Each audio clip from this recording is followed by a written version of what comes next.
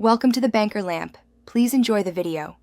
In this video, I will show how to copper plate aluminum step by step. Start by preparing safety gear and a clean workspace. Avoid shortcuts.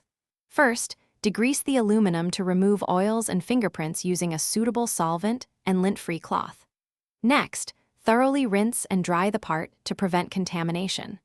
Proper preparation sets the stage for consistent adhesion and avoids wasted time or materials later on. Stay organized and follow each step carefully for best results. Preparing the aluminum surface is critical and often determines success. Begin by degreasing thoroughly to remove oils, then mechanically abrade to create a repeatable surface texture. After abrasion, apply the appropriate chemical etch evenly and rinse well to expose fresh metal.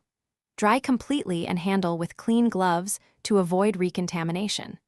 These steps build a predictable base that helps the copper layer adhere uniformly across the entire part.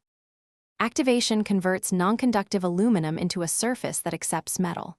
Use a zincate or tin activation bath, following recommended dwell times, then rinse carefully. Next, perform a copper strike, a very thin electroplated layer that bonds strongly to the activated surface.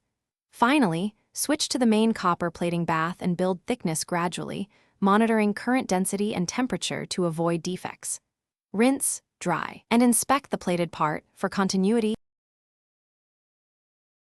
Thanks for watching. If this was helpful, leave a like and consider subscribing. See you next time.